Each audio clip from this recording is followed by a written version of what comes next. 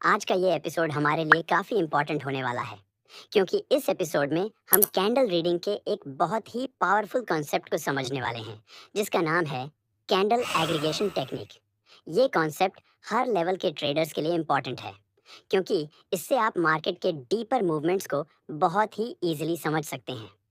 क्योंकि कई बार हम देखते हैं कि प्राइस अप ट्रेंड या डाउन ट्रेंड में मूव कर रहा होता है और अचानक से प्राइस बिना कोई क्लियर पैटर्न बनाए ही रिवर्स हो जाता है। तब हम ये सोचते हैं कि आखिर प्राइस यहाँ से रिवर्स क्यों हुआ। तो आज के इस एपिसोड को अगर आप अच्छे से समझ कर देखते हैं तो आप चार्ट पर बहुत ही इजीली ये पता कर पाएंगे कि कहाँ से प्राइस रिवर्स होने वाला है। और ये कैंडल एग्रीगेशन टेक्निक आपके चार्ट रीडिंग स्किल में बहुत ज़्यादा काम आता है। इस एपिसोड के बाद आपको किसी भी कैंडल पैटर्न्स को भी याद करने की ज़रूरत भी नहीं पड़ेगी। और इस वीडियो के एंड में मैं आपसे एक प्रश्न भी पूछूंगा जिसका जवाब आपको कमेंट बॉक्स में देना होगा। आप उस प्रश्न का जवाब तभी दे पाएंगे जब आप इस वीडियो को ध्यान से समझते हुए देखेंगे। तो आपको वीडियो को ध्यान से समझते हुए एंड तक देखना है और वीडियो को बिल्कुल भी स्किप नहीं करना है ताकि आपको सब कुछ बेस्ट तरीके से समझ आ जाए। तो चलिए वीडियो को स्टार्ट करते हैं। आप वीडियो को एक लाइक कर लीजिए और अगर आप इस चैनल पर न्यू हैं तो चैनल को भी सब्सक्राइब ज़रूर कर लीजिए।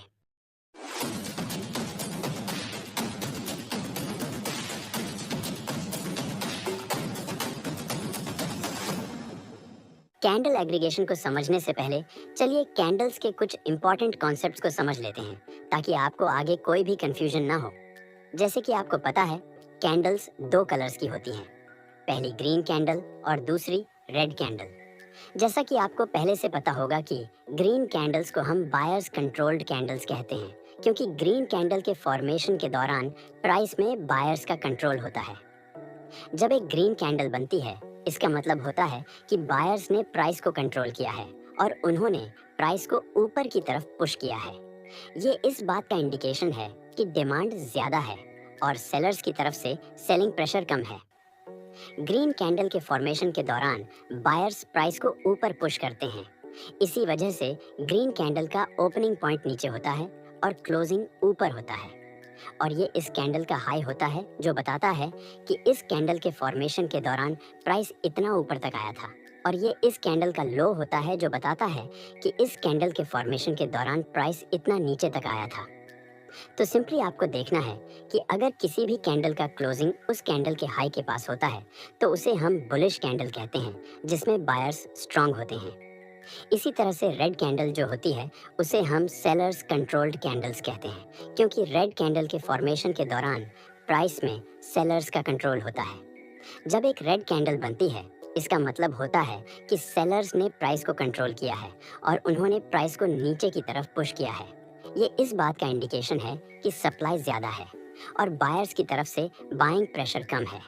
रेड कैंडल के फॉर्मेशन के दौरान सेलर्स प्राइस को नीचे पुश करते हैं। इसी वजह से रेड कैंडल का ओपनिंग पॉइंट ऊपर होता है और क्लोजिंग नीचे होता है। और ये इस कैंडल का हाई होता है जो बताता है कि इस कैंडल के फॉर्मेशन के दौरान प्राइस इतना ऊपर तक गया था। और ये इस कैंडल का लो होता है जो बताता है कि इस कैंडल के फॉर्मेशन के दौरान प्राइस इतना नीचे तक गया था। इसमें आपको सिंपली देखना है कि अगर किसी कैंडल का क्लोजिंग उस कैंडल के लो के पास में होता है तो उसे हम बेरिश कैंडल कहते हैं जिसमें सेलर्स स्ट्रांग होते हैं। आई होप कि अब आप ये समझ चुके हैं कि जो ग्रीन कैंडल होती है वो बुलिश कैंडल होती है और जो रेड कैंडल होती है उसे बेरिश कैंडल कहते हैं। लेकिन एक बार इस कैंडल को देखिए और बताइए कि क्या ये जो ग्रीन कैंडल दिख रही है ये बुलिश कैंडल है। अगर आपका जवाब हाँ है तो आपका जवाब बिल्कुल गलत है क्योंकि ये जो ग्रीन कैंडल बनी हुई है इस कैंडल को हम बुलिश कैंडल ना कहकर बेरिश कैंडल कहेंगे क्योंकि इस कैंडल की क्लोजिंग जो है वो इस कैंडल के हाई के पास ना होकर लो के पास हुई है। और मैंने आपको अभी बताया था कि जब किसी भी कैंडल की क्लोजिंग उसके लो के पास होती है तो उसे बेरिश कैंडल कहते हैं जिसमें सेलर्स स्ट्रांग होते हैं। तो इस कैंडल की भी क्लोजिंग इस कैंडल के लो के पास हुई है इसलिए हम इसे बुलिश कैंडल ना कहकर बेरिश कैंडल कहेंगे। आइए इस कैंडल की साइकोलॉजी को भी समझ लेते हैं ताकि आपको और अच्छे से समझ आ जाए। जब यह ग्रीन कैंडल चार्ट में फॉर्म होने लगती है तो प्राइस किसी एक पॉइंट से ओपन होता है और यह हमारा एक ओपन पॉइंट बन जाता है। जब यह कैंडल फॉर्म होना स्टार्ट होती है तो इसमें बायर्स बहुत ज़्यादा संख्या में बाइंग करने लगते हैं, जिसकी वजह से प्राइस यहाँ से अपसाइड जाता है। जब प्राइस अपसाइड जाता है और किसी एक पॉइंट पर पहुंचा है तो बायर्स यहाँ पर अधिक प्राइस में खरीदने में इंटरेस्ट लेना कम कर देते हैं, जिसकी वजह से बायर्स यहाँ पर वीक होने लगते हैं। और जो सेलर्स यहाँ पर एक्टिव होते हैं उन्हें यहाँ पर महंगे प्राइस में सेल करने का मौका मिल जाता है और यहाँ पर बहुत ज़्यादा संख्या में सेलर्स सेलिंग करने लगते हैं, जिसकी वजह से प्राइस यहाँ से नीचे आने लगता है। और जब प्राइस अपने ओपनिंग पॉइंट के पास पहुँचता है तो प्राइस यहाँ पर क्लोजिंग कर देता है और यह कैंडल कुछ इस तरह की एक ग्रीन कैंडल बन जाती है। जब इस तरह की कैंडल का फॉर्मेशन चार्ट में देखने को मिलता है तो इसे हम बुलिश कैंडल न कहकर बेरिश कैंडल कहते हैं, क्योंकि जब प्राइस इस पॉइंट से ओपन हुआ है तो बायर्स प्राइस को अपसाइड ले गए हैं, लेकिन जब इस पॉइंट से सेलर्स एक्टिव होते हैं और सेलर्स सेलिंग करने लगते हैं तो बायर्स प्राइस को अपने कंट्रोल में नहीं कर पाते हैं, जिसकी वजह से प्राइस यहाँ से डाउन साइड आ जाता है और इस कैंडल में एक लॉन्ग अपर विक बन जाती है, जिससे हमें ये पता चलता है कि इस कैंडल में स्ट्रॉन्ग सेलिंग प्रेशर देखने को मिल रहा है और इस समय प्राइस सेलर्स के कंट्रोल में है। इसीलिए हम इस ग्रीन कैंडल को बेरिश कैंडल कहते हैं। अब आप इस कैंडल को देखिए और बताइए कि ये जो रेड कैंडल है इसे आप बुलिश कैंडल कहेंगे या बेयरिश। अब इस कैंडल में भी अगर आपका जवाब है कि ये रेड कैंडल बेयरिश कैंडल है तो यहाँ पे भी आपका जवाब बिल्कुल गलत है, क्योंकि इस कैंडल की जो क्लोजिंग हुई है वो इस कैंडल के हाई के पास हुई है। इसलिए इसे हम बेयरिश कैंडल ना कहकर बुलिश कैंडल कहेंगे, जिसमें बायर्स स्ट्रॉन्ग होते हैं, क्योंकि जब भी किसी कैंडल की क्लोजिंग उसके हाई के पास होती है तब हम उसे बुलिश कैंडल कहते हैं, जिसमें बायर्स एक्टिव होते हैं। अगर हम इस कैंडल की साइकोलॉजी को समझें तो जब ये रेड कैंडल चार्ट में फॉर्म होने लगती है तो प्राइस किसी एक पॉइंट से ओपन होता है। जब प्राइस इस पॉइंट से ओपन होता है तो यहाँ पे बहुत सारे सेलर सेलिंग करने लगते हैं और प्राइस में सप्लाई बढ़ने लगती है, जिसकी वजह से प्राइस यहाँ से डाउन साइड आने लगता है। जब प्राइस यहाँ से डाउन साइड आता है और एक पॉइंट पर पहुँचता है तो सेलर्स का सेलिंग करने में इंटरेस्ट कम होने लगता है और यहाँ पे बायर्स एक्टिव होने लगते हैं और बहुत सारे बायर्स यहाँ पे बाइंग करने लगते हैं, जिसकी वजह से प्राइस में डिमांड बढ़ने लगती है और प्राइस यहाँ से अपसाइड जाने लगता है। जब प्राइस यहाँ से अपसाइड जाता है और अपने ओपनिंग पॉइंट के पास पहुँचता है तो प्राइस यहाँ पे क्लोजिंग कर देता है और ये कैंडल हमारी एक रेड पिन बार कैंडल बन जाती है। इसकी लोअर विक काफ़ी लॉन्ग होती है और इसकी लॉन्ग लोअर विक से ही हमें पता चल जाता है कि इस वक्त प्राइस में बहुत ज़्यादा बाइंग प्रेशर देखने को मिल रहा है और अभी प्राइस बायर्स के कंट्रोल में एज है। तो आपको देखना है कि जब भी आपको चार्ट में इस तरह की कैंडल बनती हुई दिखे, चाहे वह कैंडल रेड हो या ग्रीन, और उसकी लोअर विक उसकी बॉडी के कंपैरिजन में कम से कम 2 गुना लंबी हो, तो आपको वहाँ पर समझ जाना है कि यह एक बुलिश कैंडल है और इस समय प्राइस में बहुत ज़्यादा बाइंग प्रेशर देखने को मिल रहा है और प्राइस अभी बायर्स के कंट्रोल में है। अब आप एक बार इन दोनों कैंडल्स को देखिए। अगर आप इन कैंडल्स को इनके कलर के बेस पर देखते हैं तो आपको ये ग्रीन कैंडल बुलिश दिखेगी और ये रेड कैंडल आपको बेरिश दिखेगी। लेकिन अगर आप इन कैंडल्स के अपर और लोअर विक्स को कंपेयर करते हैं तो आपको अपर और लोअर विक लगभग इक्वल ही दिखेंगी। इन कैंडल्स का जो क्लोजिंग है वो ना तो हाई के पास हुआ है और ना ही लो के पास हुआ है। इन कैंडल्स का क्लोजिंग इनके ओपनिंग पॉइंट के पास में ही हुआ है, तो इन्हें हम ना तो बुलिश कैंडल कहेंगे और ना ही बेरिश कैंडल कहेंगे। इन दोनों कैंडल्स को हम इनडिसीजन कैंडल कहेंगे, क्योंकि इस तरह की कैंडल में ना तो बायर्स स्ट्रांग होते हैं और ना ही सेलर्स स्ट्रांग होते हैं। इन कैंडल्स में बायर्स और सेलर्स की पावर एक बराबर होती है, इसलिए इन्हें हम इनडिसीजन कैंडल कहते हैं। आइए इन कैंडल्स की भी साइकोलॉजी को समझ लेते हैं ताकि आपको और अच्छे से समझ आ जाए कि हम इन्हें इनडिसीजन कैंडल क्यों कहते हैं। उसके बाद हम एग्रीगेशन टेक्निक्स को समझेंगे। जब यह ग्रीन इनडिसीजन कैंडल चार्ट में फॉर्म होने लगती है तो प्राइस किसी एक पॉइंट से ओपन होता है, तो यहाँ पर बहुत ज़्यादा सेलर सेलिंग करने लगते हैं, जिसकी वजह से प्राइस में सप्लाई बढ़ने लगती है और प्राइस यहाँ से डाउन साइड आने लगता है। जब प्राइस यहाँ से डाउन साइड आता है और किसी एक पॉइंट पर पहुँचता है तो यहाँ से प्राइस में बायर्स एक्टिव होने लगते हैं और बायर्स बहुत ज़्यादा संख्या में यहाँ पर बाइंग करने लगते हैं, जिसकी वजह से प्राइस में बाइंग प्रेशर देखने को मिलता है और प्राइस यहाँ से अपसाइड जाना शुरू कर देता है। जब प्राइस यहाँ से अपसाइड जाता है और एक पॉइंट पर पहुंचता है तो यहाँ से फिर से सेलर सेलिंग करने लगते हैं, जिसकी वजह से प्राइस में सेलिंग प्रेशर देखने को मिलता है और प्राइस यहाँ से नीचे आने लगता है। लेकिन इस बार जब प्राइस डाउनसाइड आता है तो बायर्स भी यहाँ पर बाइंग कर रहे होते हैं और बायर्स प्राइस को ज़्यादा नीचे नहीं आने देते हैं और प्राइस यहाँ पर क्लोजिंग कर देता है और हमारी ये ग्रीन इनडिसीजन कैंडल बनकर रेडी हो जाती है। जब ये कैंडल चार्ट में फॉर्म होती है तो इससे हमें ये पता चलता है कि प्राइस इस समय न तो बायर्स के कंट्रोल में है और न ही सेलर्स के, क्योंकि यहाँ पर बायर्स और सेलर्स की सेम पावर देखने को मिल रहा है, क्योंकि इस कैंडल में इसकी अपर और लोअर विक एक बराबर हैं। इसलिए हम इस तरह की कैंडल को इनडिसीजन कैंडल कहते हैं, चाहे वह कैंडल रेड हो या ग्रीन। तो मुझे उम्मीद है कि अब आपको बहुत अच्छे से समझ आ गया होगा कि बुलिश कैंडल, बेरिश कैंडल और इनडिसीजन कैंडल की पहचान कैसे की जाती है। अब आइए हम कैंडल्स एग्रीगेशन टेक्निक्स को भी समझ लेते हैं, लेकिन उससे पहले अगर आपको यह वीडियो नॉलेजेबल लग रही है तो वीडियो को एक लाइक करके चैनल को सब्सक्राइब ज़रूर कर लीजिए, क्योंकि अभी बहुत कुछ एडवांस सीखना बाकी है। गाइस, कैंडल एग्रीगेशन टेक्निक को समझने से पहले एक इम्पॉर्टेंट बात आपको हमेशा याद रखनी है कि कैंडल्स मेनली 5 टाइप्स की होती हैं। फर्स्ट है लॉन्ग लोअर विक कैंडल, जिसमें कैंडल की लोअर विक काफ़ी लंबी होती है और उसकी बॉडी ऊपर की साइड बहुत छोटी सी होती है। जब यह कैंडल बनती है तो यह हमें बताती है कि इस समय प्राइस को बायर्स कंट्रोल कर रहे हैं। और यह लॉन्ग लोअर विक कैंडल कुछ इस तरह की भी बन सकती है, जिसका मतलब वही होता है। सेकेंड टाइप की जो कैंडल होती है वो है लॉन्ग अपर विक कैंडल। इस कैंडल की अपर विक काफ़ी लंबी होती है और इसकी बॉडी और लोअर विक बहुत छोटी सी होती है। जब यह कैंडल चार्ट पे फॉर्म होती है तो इसका मतलब होता है कि इस समय प्राइस को सेलर्स कंट्रोल कर रहे हैं। लॉन्ग अपर विक कैंडल इनमें से किसी भी प्रकार की फॉर्म हो सकती है। थर्ड टाइप की जो कैंडल होती है वो है bullish marubozu candle. Bullish marubozu candle कुछ इस तरह की होती है जिसमें अपर विक या लोअर विक नहीं होती है, और अगर होती भी है तो बहुत छोटी सी होती है। ये बुलिश मारुबोजू कैंडल वैरायटीज है। ये कैंडल इनमें से किसी भी प्रकार की फॉर्म हो सकती है। फोर्थ टाइप की जो कैंडल होती है वो है bearish marubozu candle. Bearish marubozu candle कुछ इस तरह की होती है जिसमें अपर विक या लोअर विक नहीं होती है, और अगर होती भी है तो बहुत छोटी सी होती है। ये कैंडल सेलर्स के पूरे कंट्रोल को दिखाती है।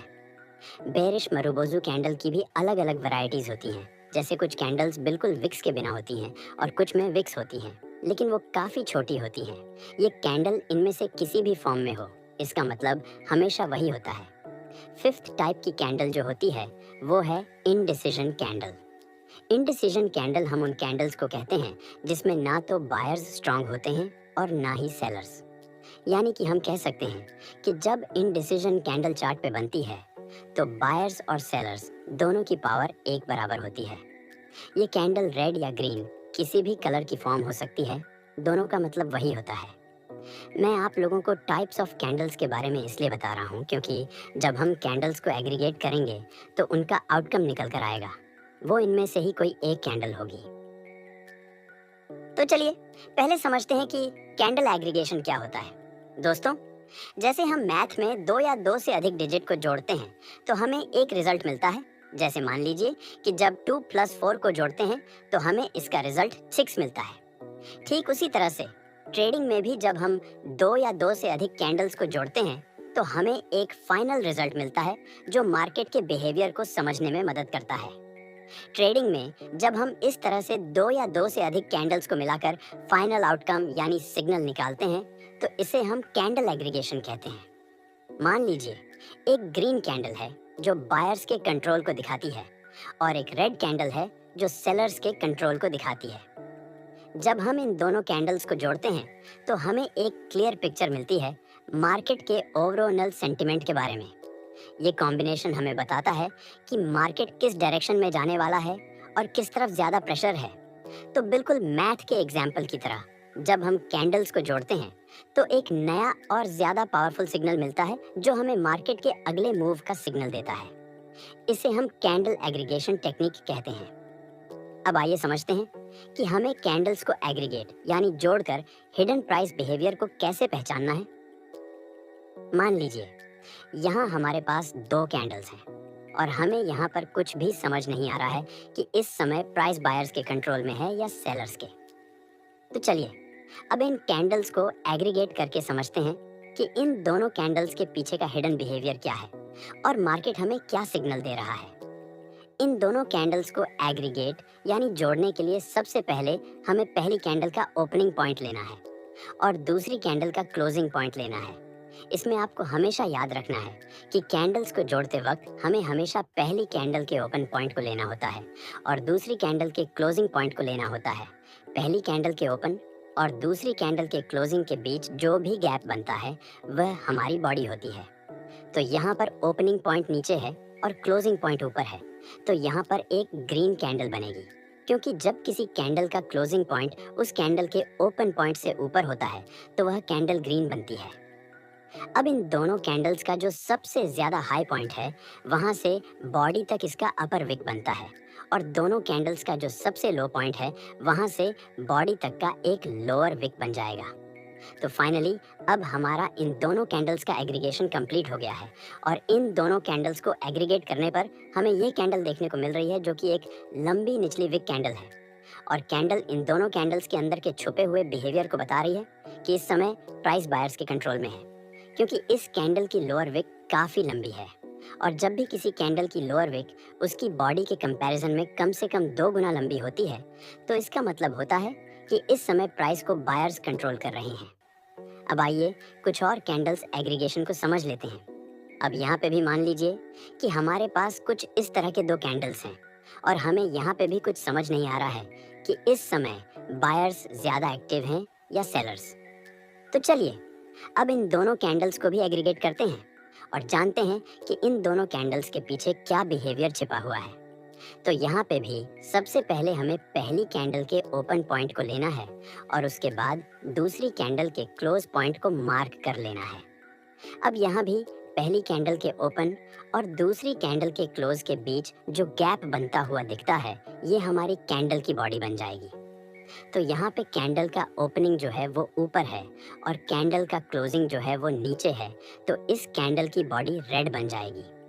अब आपको इन दोनों कैंडल्स का जो सबसे हाई पॉइंट है वहाँ से बॉडी तक एक विक को ड्रॉ कर लेना है जो कि हमारी अपर विक होगी और उसके बाद इन दोनों कैंडल्स का जो सबसे लो पॉइंट है वहाँ से भी बॉडी तक एक विक को ड्रॉ कर लेना है जो कि हमारी लोअर विक होगी। तो फाइनली अब इन दोनों कैंडल्स का एग्रीगेशन कंप्लीट हो गया है और इन दोनों कैंडल्स को एग्रीगेट करने पर हमें यह कैंडल बनती हुई दिख रही है जो कि लंबी ऊपर की विक कैंडल है, जो कि इन दोनों कैंडल्स के अंदर के छुपे हुए बिहेवियर को बता रही है, जिसका मतलब होता है कि इस समय मार्केट में सेलर्स ज़्यादा स्ट्रांग हैं, क्योंकि इस कैंडल की अपर विक इसकी बॉडी के कंपैरिजन में काफ़ी लंबी है और जब भी किसी कैंडल की अपर विक उसकी बॉडी के मुकाबले कम से कम 2 गुना लंबी होती है तो उसका मतलब होता है कि इस समय सेलर्स ज़्यादा पावरफुल हैं। अब आइए नेक्स्ट कैंडल एग्रीगेशन को समझ लेते हैं। अब जैसे मान लीजिए यहाँ पे 2 कैंडल्स बनी हुई हैं और यहाँ पे भी हमें समझ नहीं आ रहा है कि इस समय प्राइस बायर्स के कंट्रोल में है या सेलर्स के। तो चलिए अब इन दोनों कैंडल्स को एग्रीगेट करते हैं और समझते हैं कि इन दोनों कैंडल्स के अंदर की साइकोलॉजी क्या है। तो इन दोनों कैंडल्स को एग्रीगेट करने के लिए भी सबसे पहले हमें पहली कैंडल के ओपन पॉइंट को मार्क कर लेना है और दूसरी कैंडल के क्लोजिंग को मार्क कर लेना है। अब पहली कैंडल के ओपन और दूसरी कैंडल के क्लोजिंग के बीच जो गैप बनेगा वो हमारी कैंडल की बॉडी बन जाएगी। उसके बाद इन दोनों कैंडल्स का जो सबसे लो पॉइंट है वहां से बॉडी तक एक विक को ड्रॉ कर लेना है जो कि इस कैंडल की लोअर विक बनेगी। उसके बाद हमें इन दोनों कैंडल्स के सबसे हाई पॉइंट से बॉडी तक भी एक अपर विक ड्रॉ कर लेना है कुछ इस तरह से। जब हम इन दोनों कैंडल्स को इस तरह से एग्रीगेट कर लेते हैं तो फाइनली हमारे पास एक न्यू कैंडल निकलकर सामने आ जाती है जिसकी लोअर विक काफ़ी लंबी होती है और इस कैंडल की बॉडी और अपर विक बहुत छोटी सी होती है।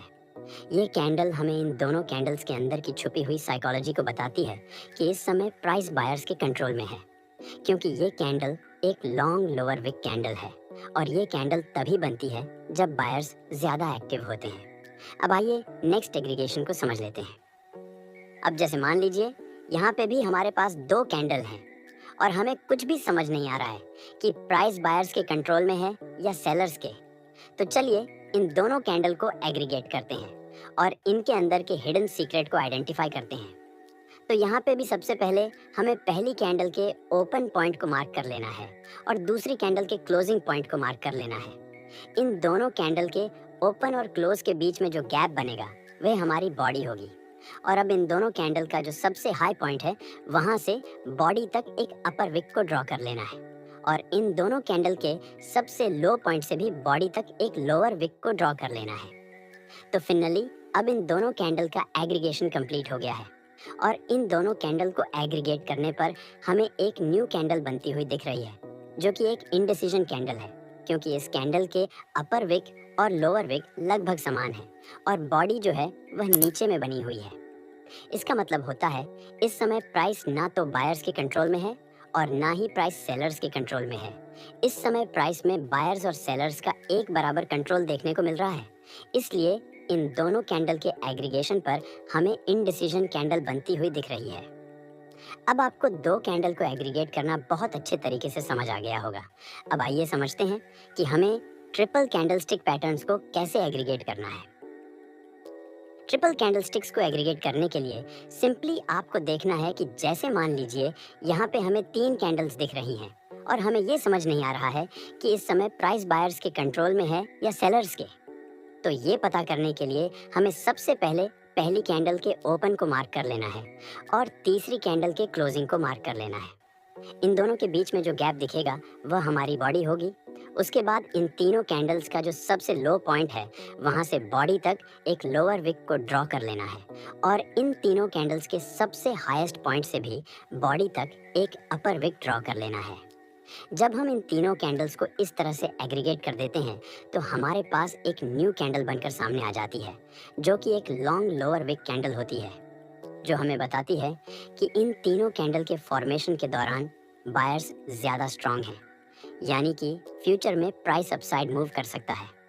अब आइए एक और ट्रिपल कैंडल एग्रीगेशन को समझ लेते हैं।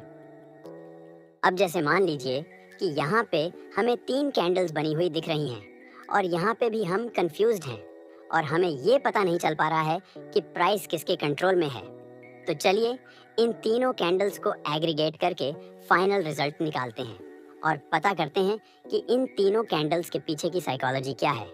तो यहाँ पे सिंपली हमें पहली कैंडल के ओपन पॉइंट को मार्क कर लेना है और उसके बाद हमें तीसरी कैंडल के क्लोजिंग पॉइंट को मार्क कर लेना है। पहली कैंडल के ओपन और तीसरी कैंडल के क्लोजिंग के बीच जो गैप दिखता है ये हमारी बॉडी होगी।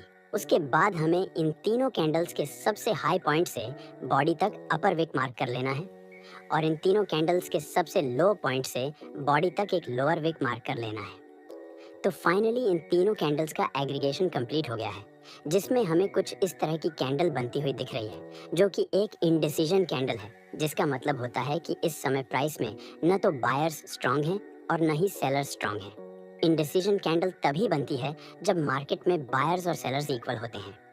इनकी जगह पे अगर हमें 4 या 4 से अधिक कैंडल्स को भी एग्रीगेट करना होता है तो उसमें भी हम बिल्कुल इसी तरह से पहली कैंडल के ओपन पॉइंट और आखिरी कैंडल के क्लोजिंग पॉइंट मार्क करते हैं और उसके बाद इन सभी कैंडल्स के सबसे हाई पॉइंट से बॉडी तक एक अपर विक ड्रॉ कर लेते हैं और इन कैंडल्स के सबसे लो पॉइंट से बॉडी तक एक लोअर विक ड्रॉ कर लेते हैं। उसके बाद हमें यहाँ पे भी एक फाइनल रिजल्ट मिल जाता है कि इस समय प्राइस बायर्स के कंट्रोल में है या सेलर्स के। सो आई होप कि अब आपको बहुत अच्छे से समझ आ गया होगा कि कैंडल्स का एग्रीगेशन कैसे किया जाता है। अगर आपको कैंडल को एग्रीगेट करना अच्छे से समझ आ गया होगा तो अब आपको किसी भी कैंडलस्टिक्स पैटर्न्स के नाम को याद करने की ज़रूरत नहीं पड़ेगी, क्योंकि अब आप किसी भी कैंडलस्टिक्स को एग्रीगेट करके उनके अंदर की साइकोलॉजी को पता कर सकते हैं। कैंडल एग्रीगेशन को ट्रेड करने के लिए आप एक्स्ट्रा कंफर्मेशन के रूप में इन्हें सपोर्ट रेसिस्टेंस या सप्लाई डिमांड के साथ यूज़ कर सकते हैं। अब आपके सामने ये 3 सिंपल कैंडल्स बनी हुई दिख रही हैं। अब आपको इन तीनों कैंडल्स को एग्रीगेट यानी कि कंबाइन करना है और पता करके कमेंट में लिखना है कि इन तीनों कैंडल्स को एग्रीगेट करने पर हमें लॉन्ग अपर विक कैंडल बनती हुई दिखेगी, लॉन्ग लोअर विक कैंडल बनती हुई दिखेगी या फिर इनडिसीजन कैंडल बनती हुई दिखेगी। इन तीनों कैंडल्स के एग्रीगेशन पर फाइनल कैंडल कौन सी बनेगी, आप लोग कमेंट करके ज़रूर बताइए, ताकि मुझे पता चल सके कि आप लोग वीडियो को ध्यान से समझते हुए देखे हैं और आपको सब कुछ अच्छे से समझ आ गया है। इसलिए आप एक कमेंट में बताइए कि इन कैंडल्स के एग्रीगेशन के बाद फाइनल कैंडल कौन सी बनेगी। अगर आप अभी तक वीडियो को एक लाइक और चैनल को सब्सक्राइब नहीं किए हैं, तो वीडियो को एक लाइक करके चैनल को सब्सक्राइब ज़रूर कर लीजिए, क्योंकि अभी बहुत से पावरफुल एपिसोड्स आने बाकी हैं।